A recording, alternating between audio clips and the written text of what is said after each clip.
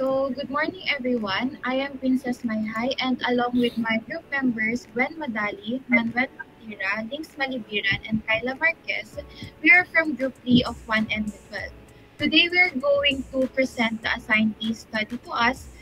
In rural areas where farming is a common occupation, individuals are frequently exposed to environments rich with soil and organic matter. So this setting, while essential for agricultural activities, also harbors potential for various infections, including the life-threatening condition of tetanus. So this case study presents the journey of a 45-year-old male farmer who experienced a severe tetanus infections, highlighting the challenges and critical aspects of diagnosis, treatments, and recovery. So thus we come up to a title, From Farm to Emergency, a 45-year-old male's battle with tetanus.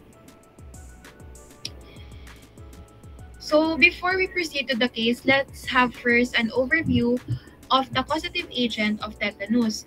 So this picture is a microscopic view of the Clostridium tetani. So Clostridium tetani is a gram-positive, straight, slender rat with rounded ends. So it produces two exotoxins. The first one is the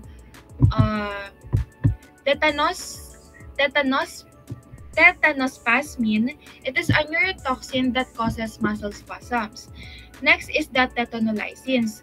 So this one is this contributes to the pathogenicity of tetany by creating an environment conducive to bacterial growth and spread.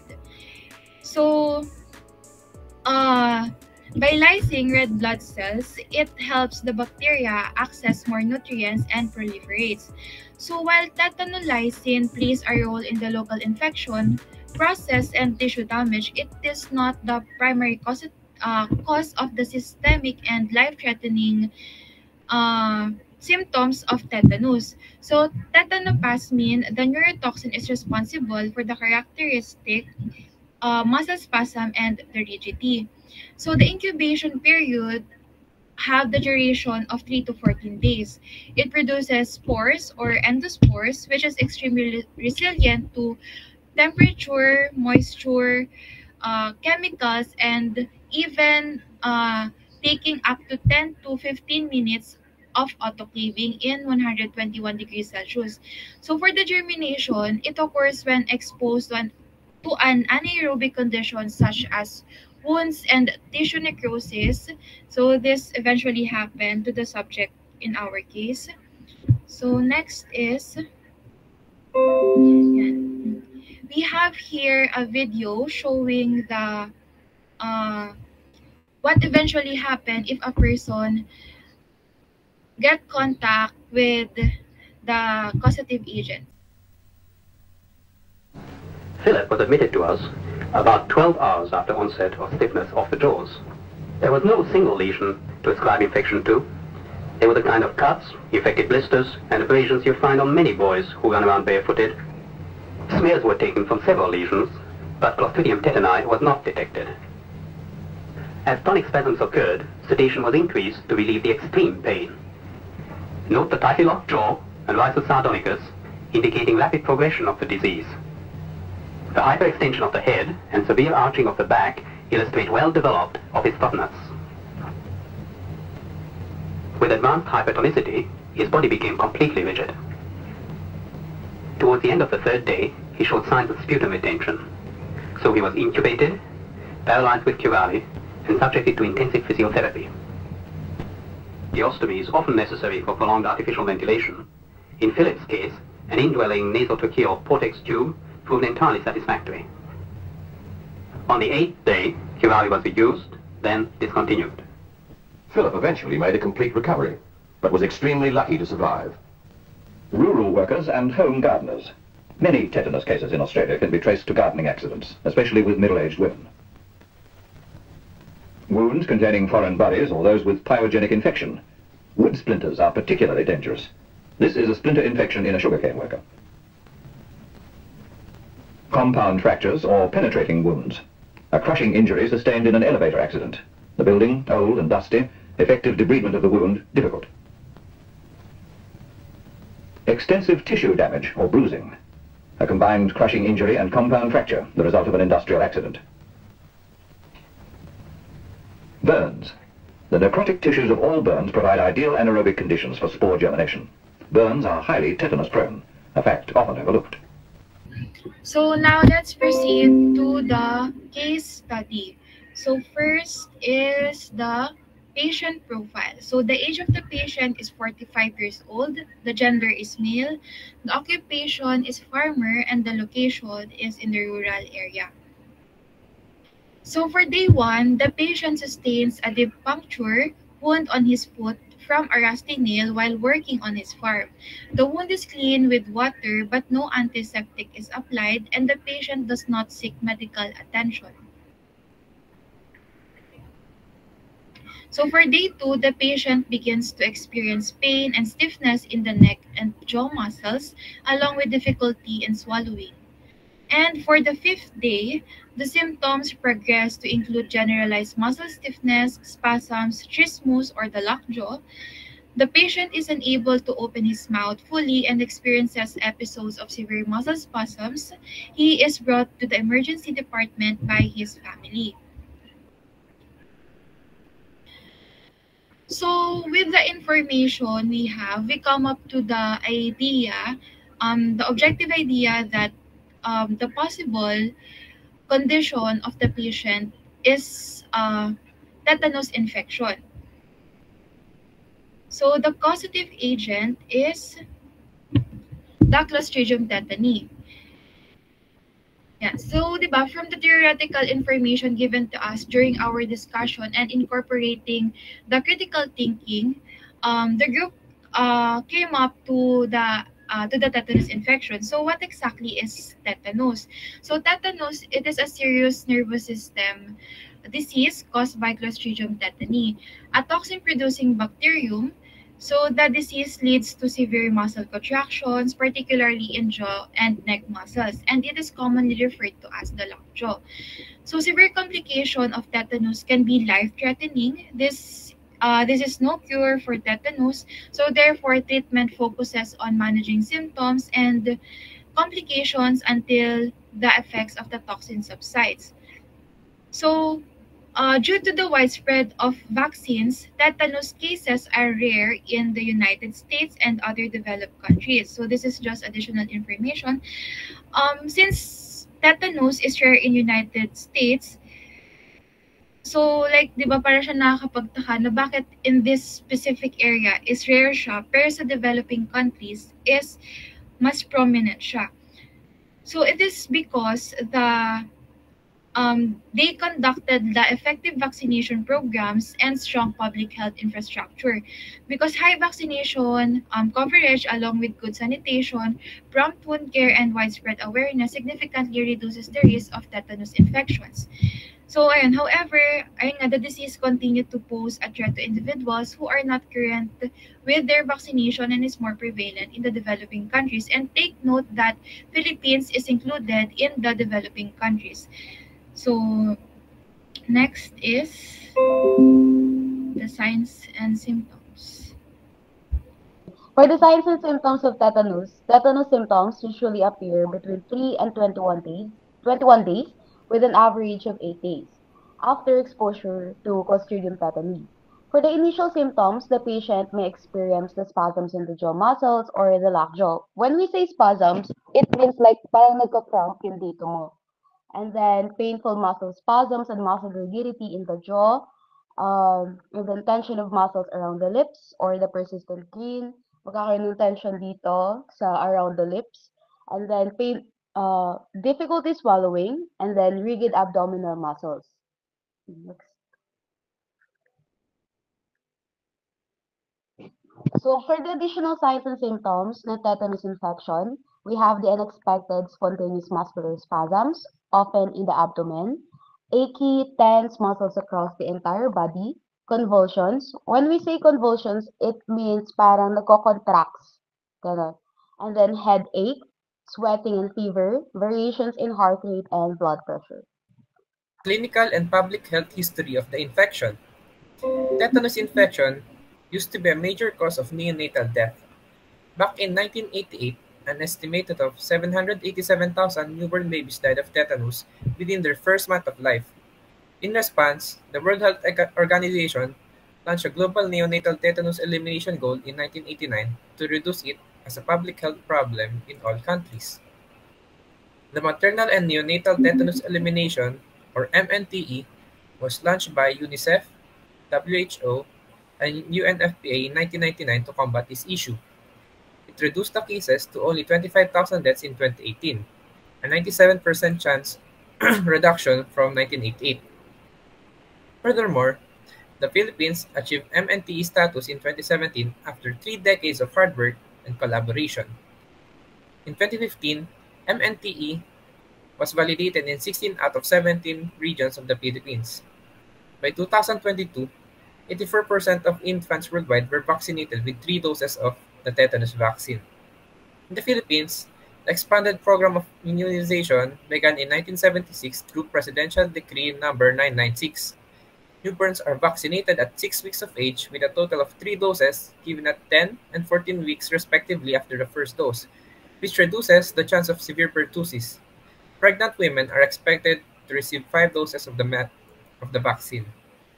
Differential. It is the infection similar to the infection of interest, and when diagnosing tetanus, it is crucial to consider several conditions that can mimic its symptoms. Strict mean poisoning is particularly relevant due to its ability to cause severe muscle spasm and stiffness, closely resembling tetanus. And dental infection can lead to trismus or lockjaw due to local inflammation and muscle spasms, though they typically do not present with the systemic symptoms of tetanus. Local infections such as cellulitis and abscesses near the jaw or neck area can cause trismus, but usually lack the systemic manifestations seen in tetanus.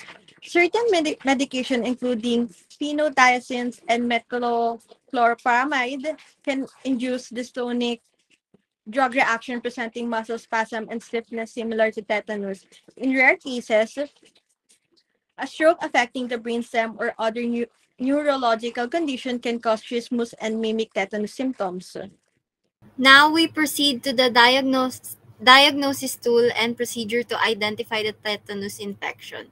Tetanus can be detected using a variety of procedures. However, there are no particular diagnostic tools to identify it.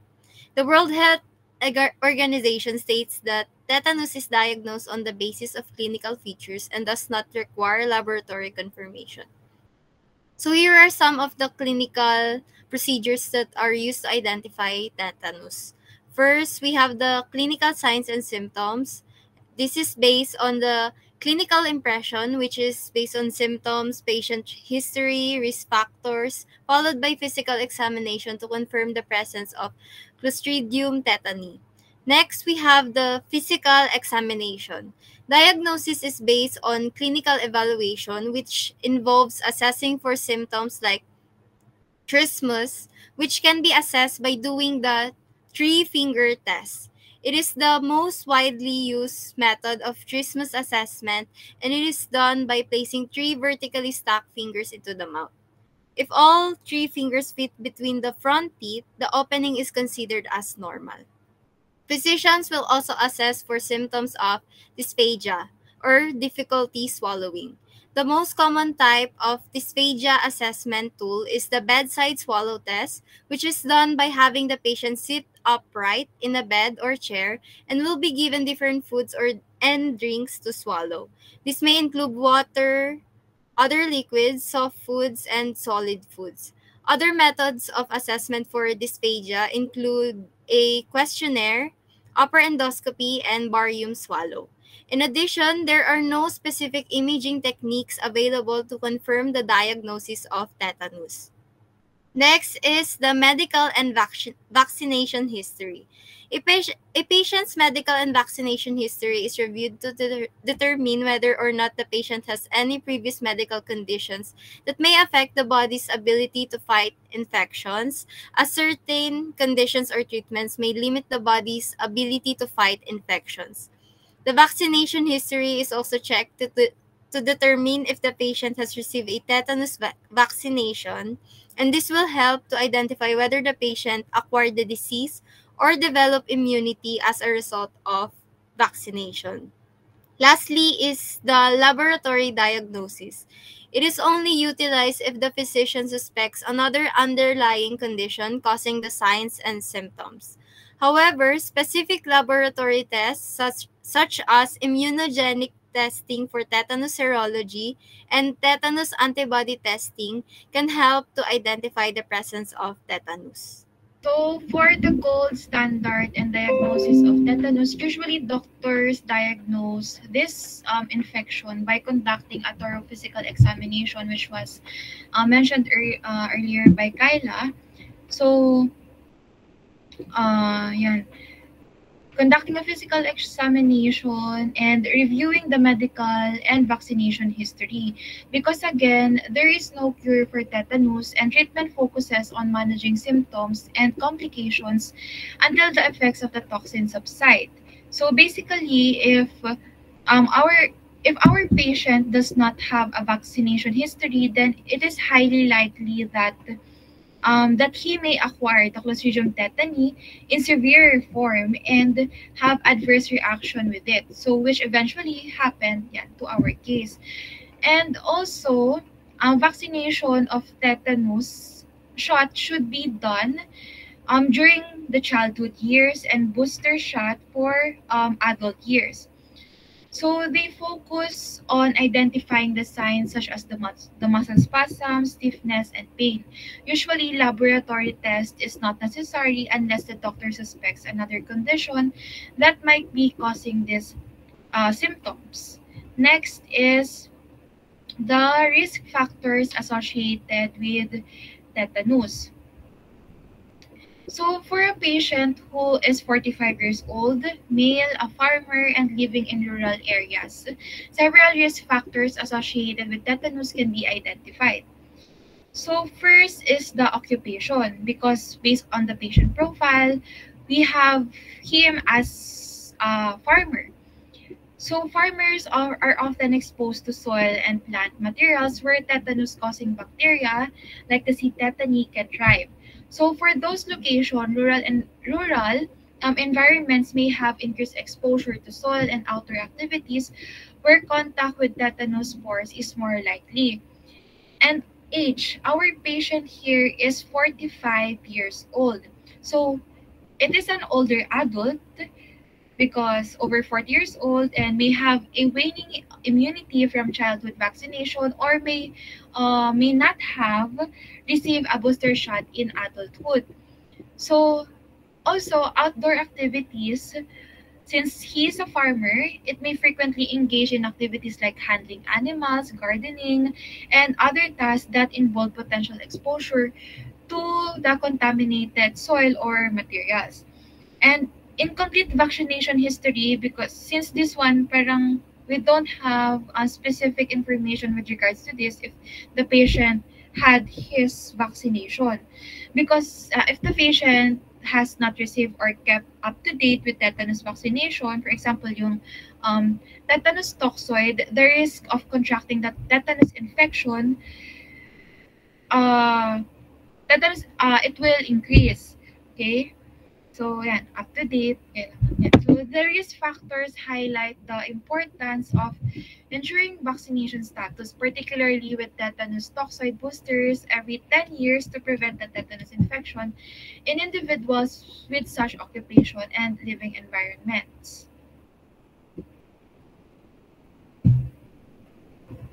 So for the gold standard diagnosis of tetanus or the drug of choice, these are the chemotherapeutics commonly prescribed. First is the antitoxin or the tetanus immune globulin or TIG.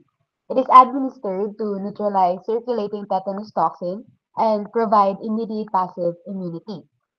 A dose of 500 units can be effective, and therapeutic TIG, which is 3,000 to 6,000 units, is used in severe cases to reduce severity and shorten the course of the disease.